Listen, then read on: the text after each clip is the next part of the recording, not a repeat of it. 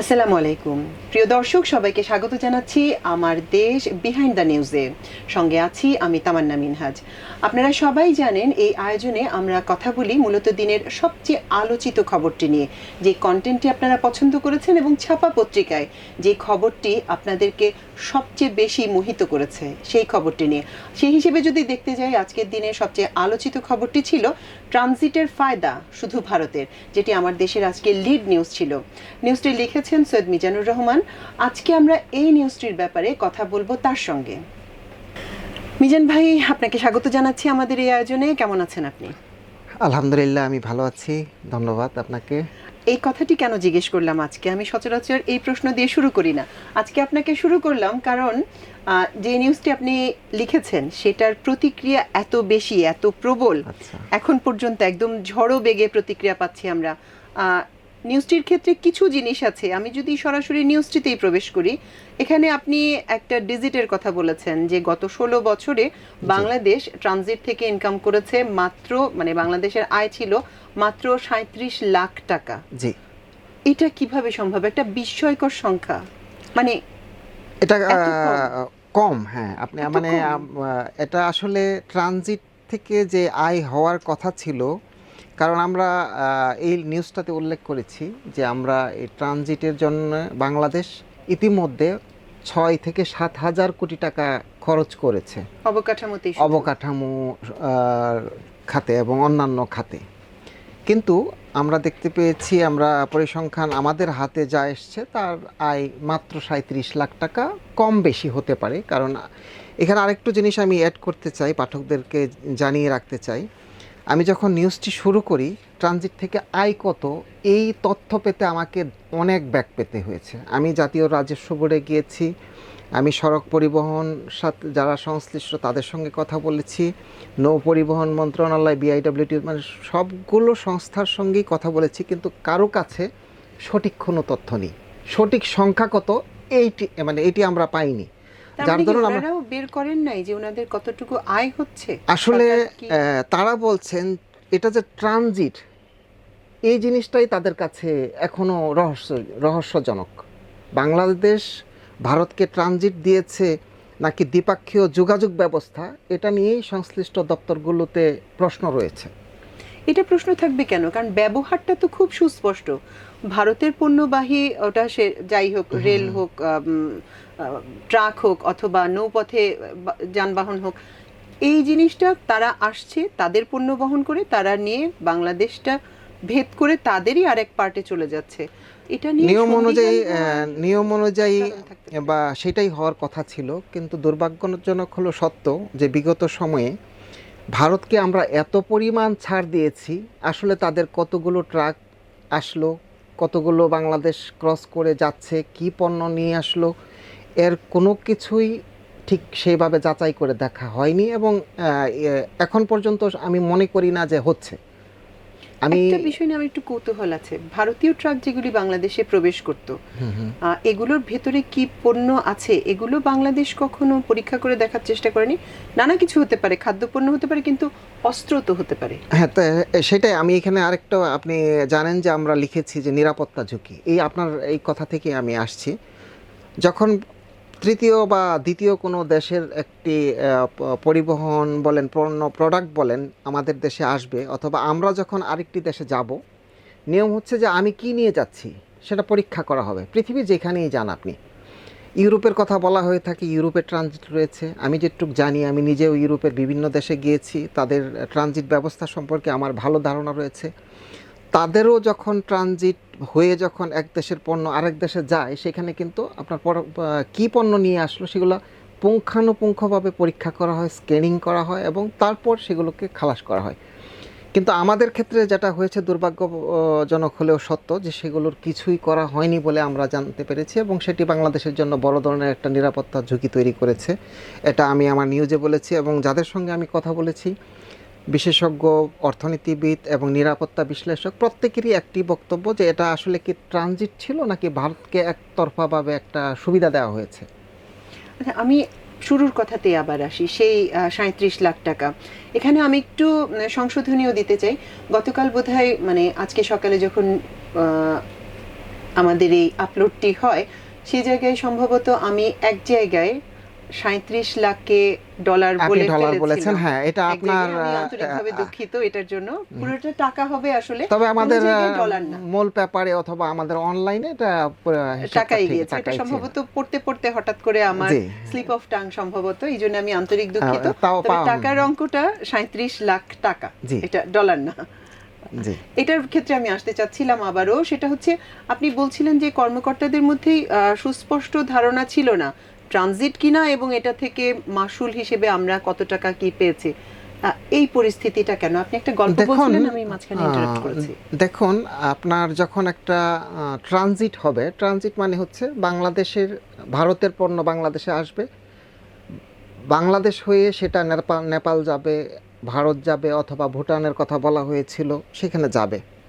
তার জন্য একটা গাইডলাইন থাকবে, সুস্পষ্ট নির্দেশনা থাকবে প্রত্যেকটা জায়গায় কি পরিমাণ পণ্য আসছে, কি পণ্য আসছে, কোথায় তার গন্তব্য, এবং বাংলাদেশের যে ট্রাকগুলো আসবে এই ট্রাকগুলোর ধারণ ক্ষমতা করতে প্রতিটা স্তরে স্তরে এর একটা নজরদারি থাকা দরকার, এবং কারা করবেন সেটার একটা গাইডলাইন থাকা দরকার। কিন্তু আমি যখন রিপোর্টটা করি তখন আমি এনবিআরের কাছে গিয়েছিলাম যে আপনারা ট্রানজিট থেকে কত আয় হয়েছে, তারা সঠিক তথ্য আমাকে দিতে পারেনি। তাদের বক্তব্য আমার এখানে রয়েছে। তারা বলেছে এটা আমাদের আসলে আমরা মানে সঠিকভাবে বলতে পারছি না, কারণ এটা নিয়ে নৌ পরিবহন মন্ত্রণালয়ের একটা উইং কাজ করে। তারপরে তাদের কাছে গেলাম, তারা বলল সড়ক পরিবহন এটা তো আসলে ট্রানজিট না, এটা আসলে একটা ফি ধরা হয়, এর থেকে ব্যাট ট্যাক্স বা এই জাতীয় কিছু আসে না, ফি আসে। তো সেই কাজটা কে করবে? সড়ক পরিবহন মন্ত্রণালয় বা সড়ক পরিবহন অধিদপ্তর করবে। তাদের কাছে গেলাম, তারা বলল যে এটা আমরা কিছু জানি না, এটা যখন একটা পণ্য বাংলাদেশে ঢোকার মাথায় এটা ঠিক করা হয় যে কি আসলো এবং কত টাকা ট্যাক্স হবে, তখনই এটা আদায় করা হয়।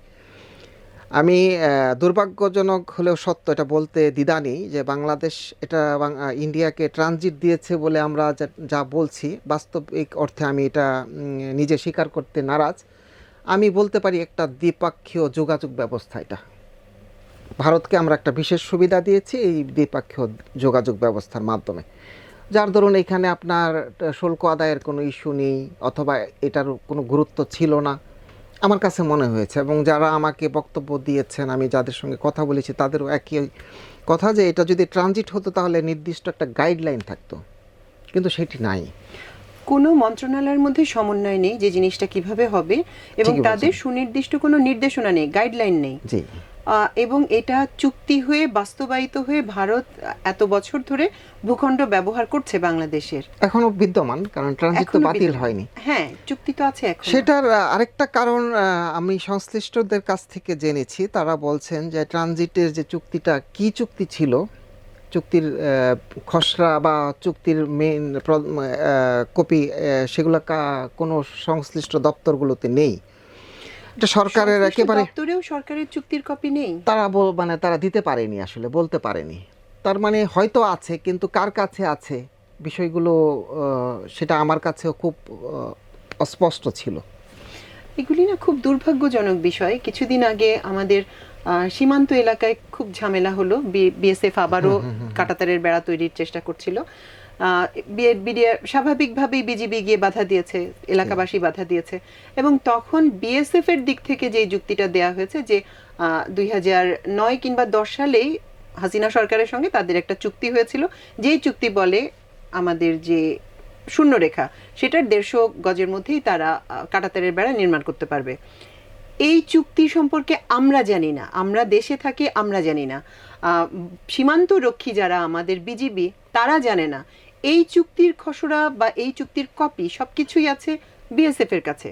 তারা আমাদেরকে তথ্য দিচ্ছে যে দেখো তোমাদের সাথে আমাদের চুক্তি হয়েছে, তোমরা তো এটা এখন করতে দিতে বাধ্য, তোমাদের বলার কিছু নাই।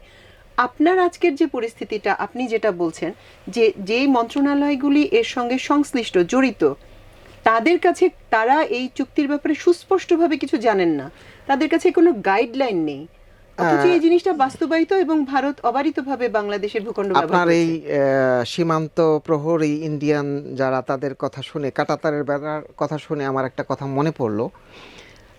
আজ থেকে অনেক ধরেন 30 বছর আগে বাংলাদেশে একটা ভিলেজ পলিটিক্স নামে একটা কথা প্রচলিত ছিল। এখনো আছে। ভিলেজ পলিটিক্স কি করতো, ধরেন আপনার এখানে আসতো, একটা কাগজ নিয়ে আসতো, আপনি কাগজে সই করে দেন। যদি ওটা বাংলাদেশের এই বিগত সরকারের পুলিশ সেগুলো করতো, আসামির কাছ থেকে সাদা কাগজে স্বাক্ষর আদায় করা। প্রভাবশালী ব্যক্তিরা সাধারণত তাই করে, আপনাকে একটা ডকুমেন্ট রেডি করে দিবে, আপনি স্বাক্ষর করে দিবেন এবং সেটা উনি তার পকেটে করে নিয়ে যাবে।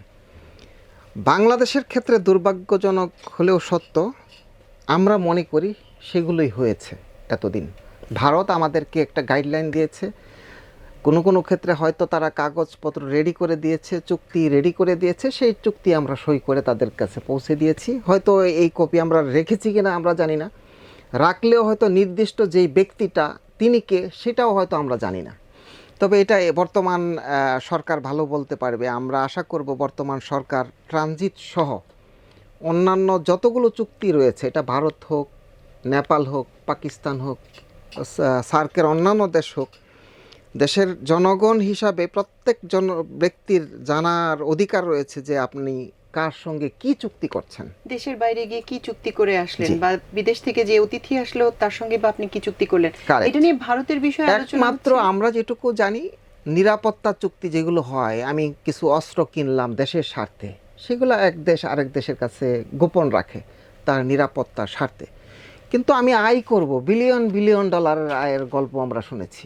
তো আমার তো উচিত ছিল যে এই দেখো আমি এই চুক্তি করেছি, আমার এই চুক্তিতে এই আছে, কিন্তু সেটা নিয়ে কেন লুকোচুরি হবে? তার মানেই হচ্ছে বিষয়টা এরকম একটা বিষয় যে আপনাকে চাপিয়ে দেওয়া হয়েছে, অথবা আপনি ভারতকে খুশি করার জন্য আপনি যা খুশি তা দিয়ে দিয়েছেন। এটাই সবচেয়ে দুর্ভাগ্যজনক। এর আগে একদিন মানে এর আগে আমাদের নোমান ভাই একদিন এসেছিলেন, তিনি বলছিলেন যে এমনও হয়েছে যে ভারতীয় পত্রিকায় চুক্তির কিছু বিষয়, কিছু ক্লজ প্রকাশ করা হয়েছে, জি। তারপরে আমরা ভারতীয় পত্রিকা থেকে জেনেছি যে কি চুক্তি হয়েছে এবং চুক্তির ভিতরে শর্ত বা সুবিধা কি ছিল। আমাদের এখানে পররাষ্ট্র মন্ত্রণালয় বা আমাদের সচিবালয়, সেখান থেকে কোনো ধরনের কোনো তথ্য, গাইডলাইন, দু চারটা ইনফরমেশন কিছুই আমরা পাইনি। তো যেই তথ্য, যেই ইনফরমেশনগুলি ভারতীয় গণমাধ্যম সহজেই প্রচার করতে পারবে তাদের ক্ষেত্রে, সেই একই তথ্য কেন আমরা প্রচার করতে পারবো না, কেন আমরা পাবো না? গত 16 বছর ধরে কিন্তু আমরা কোনো চুক্তির, যা চুক্তি হয়েছে, কোনো চুক্তির কোনো বিস্তারিত অংশই পাইনি, কখনোই পাইনি। সরকার থেকে একটা প্রেস রিলিজ দেওয়া হয়েছে, প্রেস রিলিজে যা ছিল অ্যাজ ইট ইজ আমরা ছেপে এটা দিয়েছি। ওই আবার ঘুরে ফিরে সেই কথায় আসতে হয় যে আপনি যখন প্রভাবশালী হবেন বা নিজেকে প্রভাবশালী মনে করবেন, তখন আপনি আপনার প্রতি দুর্বল যেই ব্যক্তিটি, তার একটা ভয় থাকবে যে না আমি কি বলতে ভুল বলে ফেলি কিনা, তার থেকে চুপ থাকি, লুকিয়ে রাখি। বাংলাদেশে গণতন্ত্রহীন যে চর্চা একটা গত 16 বছর বা 1.5 দশকে ছিল, সেই চর্চার একটা খেসারত আমরা দিচ্ছি। সেটা হচ্ছে আমরা ভারত প্রেমী হয়ে গিয়েছিলাম গত 1.5 দশক। এত বেশি ভারত নির্ভর যে আপনি ভারত বলে দিচ্ছে তুমি কি করবা, ভারত বলে দিচ্ছে তোমার নির্বাচনে কে অংশ নেবে, ভারত বলে দিচ্ছে তোমার ট্রানজিট কি হবে, ভারত বলে দিচ্ছে তোমার দেশে পেঁয়াজ যাবে না চিনি আসবে, ভারত বলে দিচ্ছে তুমি কোন দেশ থেকে নিরাপত্তা সামগ্রী কিনবা। এই যে ভারত নির্ভরতা আমাদের মধ্যে চলে এসেছিল, এটা একটা কারণ হতে পারে যে এই চুক্তিগুলো আমরা প্রকাশ্যে আনতে পারিনি। খুব দুর্ভাগ্যজনক একটা পরিস্থিতি। আমি কিছু কমেন্টে যেতে চাই, আপনি যদি অনুমতি দেন। জি, প্লিজ। আজকে আমরা ঠিক যেই সময়টায় এই অনুষ্ঠান রেকর্ড করতে বসেছি তখন পর্যন্ত এই কন্টেন্টে কমেন্ট পড়েছে 1237টি, এবং কমেন্টগুলির সবচেয়ে মজার ব্যাপার যেটা, বহু কমেন্টে আমি প্রথম কমেন্টটি পড়ি, যেটা আমার এখন ফিডে প্রথম আসছে। আমরা এই ট্রানজিট চুক্তির তীব্র নিন্দা ও প্রতিবাদ জানাই। অনতিবিলম্বে এই ধরনের সকল চুক্তি বাতিল করা হোক আর পররাষ্ট্র নীতি অনুসরণ করা হোক। এই একটি মন্তব্য, এই মন্তব্যে লাইক দিয়েছেন 328 জন, এবং এটার আরো রিপ্লাই পড়েছে একই মন্তব্যের মধ্যে আরো 3টি। মানে আমি আমাদের এই পাঠকের প্রতি শ্রদ্ধা প্রকাশ করছি, শ্রদ্ধা জানিয়ে আমি বলছি যে বাংলাদেশের একটা পররাষ্ট্র নীতি দীর্ঘ বৎসর ছিল, কিন্তু বিগত 15 বৎসর বা 1.5 দশকে পররাষ্ট্র নীতি আমাদের কাছে মনে হয়েছে যে পরিবর্তন করে ফেলা হয়েছিল।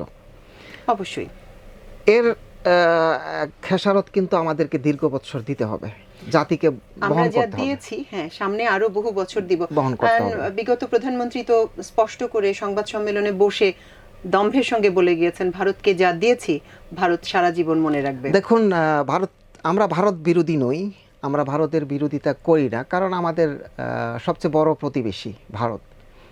কিন্তু ভারত সেটা মনে করে কিনা, আমাদেরকে ওন করে কিনা, সম্মান করে কিনা, সেটা আমাদের প্রতিবেশী হিসেবে মর্যাদা দিচ্ছে মর্যাদা কিনা। দিচ্ছে কিনা তাদের সেটা ভেবে দেখা দরকার বলে আমরা মনে করি। এবং বাংলাদেশের দেখেন আজকে যে কমেন্টসগুলো এসছে, একটা লোক কিন্তু বলেনি যে এই ট্রানজিট যুক্তিযুক্ত ছিল। আমি পড়েছি, সবগুলো কমেন্টস পড়েছি, সবারই একই বক্তব্য যে ট্রানজিট চুক্তিতে কি ছিল সেগুলো প্রকাশ করা হোক, এই চুক্তি বাতিল করা হোক, নতুন করে এগুলো রিভিউ করা হোক।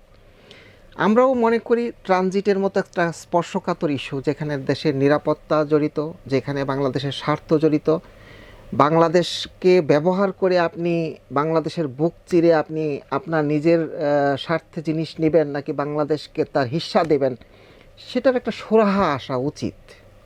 আসলে ন্যায্যতার ভিত্তিতে চুক্তিতে ভারত আমাদের বড় প্রতিবেশী, আমাদের সবচেয়ে বড়, চারপাশ থেকে সবচেয়ে বেশি ঘিরে আছে ভারত।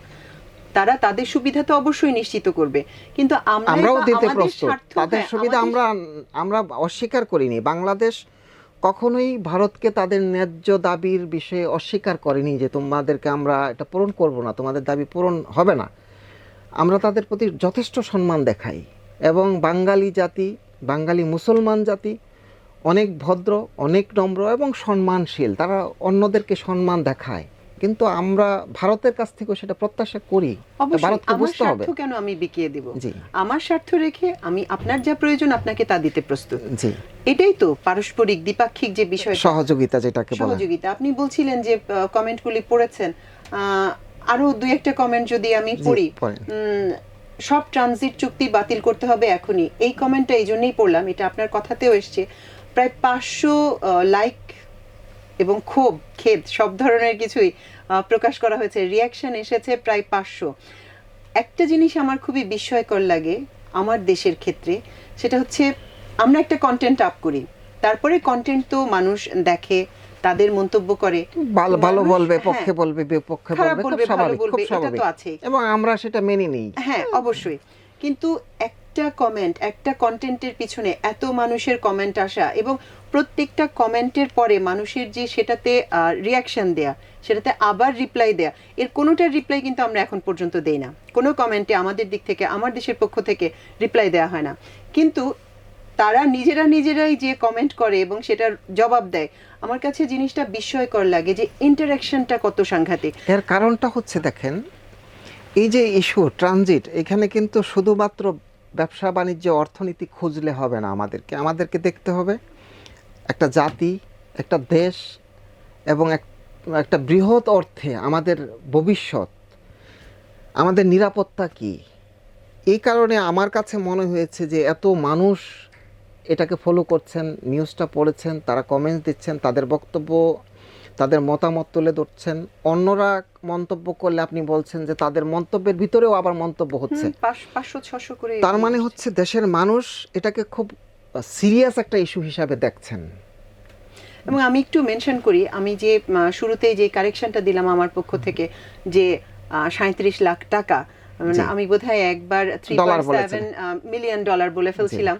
তো এটাও কিন্তু আমি দেখলাম, মানে একাধিক ভিউয়ার এটা দিয়েছেন যে পরিষ্কার করেন কি বলতে চাচ্ছেন, দুইটার অ্যামাউন্ট তো দুই রকম হয়ে যায় একেবারে।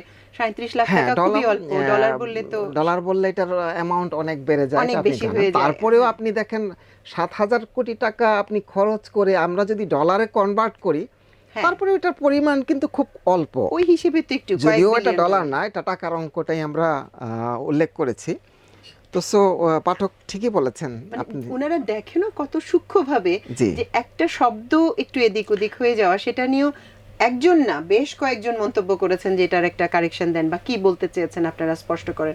মানে আমার দেশের একটা কন্টেন্টও মানুষ কতটা মনোযোগ দিয়ে দেখেন যে হ্যাঁ, যে এটা নিয়েও এটা আমাদের, আমরা মনে করি এটা আমাদের সার্থকতা। আসলে আমার দেশের প্রতি মানুষের আস্থা, ভালোবাসা। আমার দেশ ভুল করতে পারে না, সেটাই এই যে মানুষের প্রত্যাশা যে আমার দেশ ভুল করতে পারে না, আমরাও চেষ্টা করি আমরা যাতে কোনো ভুল না করি। দেখেন এই নিউজটা আমরা যখন শুরু করি, আমরা যা এখানে আরেকজন বড় অর্থনীতিবিদ বাংলাদেশের রয়েছেন, ডক্টর দেবপ্রিয় ভট্টাচার্য, তাকে আমরা এখানে নিয়ে এসেছি কারণ এক সময় তিনি আমাদেরকে ট্রানজিটের আয় থেকে বিলিয়ন বিলিয়ন ডলারের কথা শুনিয়েছিলেন। আমরাও আশা করেছিলাম যে হ্যাঁ, ট্রানজিট থেকে মনে হয় বাংলাদেশ একটা বিশাল অর্থনীতির দেশে, শক্তিশালী অর্থনীতির দেশের দিকে যাবে। বাস্তবিক অর্থে কিন্তু তা হয়নি। তা তো দূরে থাক, আপনি দেখেন, আপনি যদি $1 বিলিয়ন পাওয়া যেত এত বৎসরে, তাও আমরা কিন্তু খুশি থাকতাম যে না, আমরা বেশ কিছু অর্থ পেয়েছি। দুর্ভাগ্যজনক হলেও সত্য, আমি দেবপ্রিয় ভট্টাচার্য মহোদয়ের সঙ্গে একাধিকবার কথা বলেছি। তার কাছে আমি লিখিতভাবে প্রশ্নের বিষয়ে তার মন্তব্য চেয়েছি। আমার রিপোর্টটা আরও ভালো হতো যদি ওনার মন্তব্য থাকতো, কিন্তু আমরা দিতে পারিনি কারণ উনি আমাদেরকে এ বিষয়ে উত্তর দেননি, নীরব থেকেছেন। এটা তো আসলে মানে উনি সম্ভবত বিষয়টা ফেস করতে চাচ্ছেন না এখন, আমার মনে আছে। তবে আমি একটা মনে সময় করি ছিল, তার উচিত দেশবাসীর কাছে এর একটা ব্যাখ্যা দেয়া, যেটাই ব্যাখ্যা হোক, উনি যেটাই মনে করেন। এবং তিনি এখন এই সরকারেরও একটা গুরুত্বপূর্ণ দায়িত্বে রয়েছেন। উনি শ্বেতপত্র কমিটি, যেটা অর্থনৈতিক ওইটার প্রধান, তার মানে উনি একজন দায়িত্বশীল ব্যক্তি। এই সরকারের এবং এই মাপের, এত উঁচু মাপের দায়িত্বশীল ব্যক্তিরা যদি দেশের স্বার্থের বিষয়ে নীরব থাকেন, তাহলে জাতির জন্য এটা দুর্ভাগ্যের বিষয়। আমি মনে করি উনি একটা ব্যাখ্যা দেবেন। একটা সময় ছিল, আপনারও নিশ্চয়ই মনে আছেন, উনি এবং রেহমান সুবহান, ওনার উল্লেখও আপনার এখানে আছে। ওনারা প্রচুর সেমিনার করে বারবারই কনভিন্স করার চেষ্টা করতেন যে যারা ভাবছে ট্রানজিট দিলে দেশের ক্ষতি হবে নিরাপত্তা বা অন্য ইস্যুতে, তারা আসলে বোকার স্বর্গে বাস। আমি আরেকজন গুণী অর্থনীতিবিদ রেহমান সুবহান, ওনার প্রতিও আমি শ্রদ্ধা রেখে বলছি, উনি এক সময় ট্রানজিটের পক্ষে অনেক কথা বলেছেন এবং এর বিরোধীদেরকে তিনি অশিক্ষিত বলে সম্বোধন করেছেন, খুব দুর্ভাগ্যজনক। এবং ওনাকেও মানে আমরা আসলে এই যে উনি তখন এত পক্ষে কথা বলেছিলেন সিপিডির ব্যানারে, আমি মনে করি সিপিডির এ বিষয়ে একটা বক্তব্য থাকা উচিত, এবং তারা আমাদের এই নিউজ প্রকাশ হয়েছে আজকে, আমি মনে করি সিপিডি এ নিয়ে একটা বিবৃতি প্রকাশ করবে। কারণ সিপিডির ব্যানারে আপনি করেছেন, একটা সংগঠনের ব্যানারে আপনি তার পক্ষে অনেক বছর কাজ করেছেন। বর্তমান সময়ে ট্রানজিট থেকে কি পেয়েছি, প্রাপ্তি এবং সমস্যাগুলো কি, এ নিয়ে সিপিডি এখন বলতে পারে। অবশ্যই আমরা এরকম প্রত্যাশা করব যে তাদের একটা ব্যাখ্যা থাকবে। আমি তো প্রত্যাশা করব যে দেবপ্রিয় ভট্টাচার্য কিছু একটা বলবেন, তার সেদিনের অবস্থান এবং এখনকার অবস্থান। তখন তারা যেভাবে সাধারণ মানুষকে মূর্খ, বোকা স্বর্গে বাস করা, নানা কিছু বলে বোঝানোর চেষ্টা করেছেন যে ট্রানজিট আসলে বাংলাদেশকে সিঙ্গাপুর করে দেবে। আর আজকের আমাদের পরিস্থিতি, ট্রানজিট দেয়া থেকে এতগুলো বছর মাঝখানে পার হয়ে গেল, 2025-এ এসে তারা কি মনে করছেন ট্রানজিট তাদের দৃষ্টিতে আমাদের কি দিয়েছে? মিজান ভাই, আপনাকে অসংখ্য ধন্যবাদ। আশা করি আমরা আবারও শিগগিরই বসবো। আপনাকে অসংখ্য ধন্যবাদ, আপনার প্রতি আন্তরিক কৃতজ্ঞতা প্রকাশ করছি। সেই সঙ্গে আমার দৈনিক আমার দেশ পত্রিকার যেসব পাঠক এই নিউজের প্রতিক্রিয়া জানিয়েছেন, তার মানে তারা এই নিউজটি অনেকবার পড়েছেন, তাদের প্রতিও আমি আন্তরিক কৃতজ্ঞতা। এবং আমার নিউজ যদি কোথাও ঘাটতি থাকে, আমি আশা করব ভবিষ্যতে সেই ঘাটতি আমার দেশ আবার পূরণ করবে। প্রিয় দর্শক, আজকের বিহাইন্ড দ্য নিউজের আয়োজন ছিল এ পর্যন্তই। কাল আবারও আপনাদের সামনে হাজির হব আপনাদের পছন্দের আরেকটি খবর নিয়ে। সে পর্যন্ত আল্লাহ আপনাদের সবাইকে ভালো রাখুন, সুস্থ রাখুন, এবং দেখুন, পড়ুন, শুনুন, সাবস্ক্রাইব করুন আমার দেশ। অসংখ্য ধন্যবাদ এতক্ষণ সঙ্গে থাকার জন্য। আল্লাহ হাফেজ।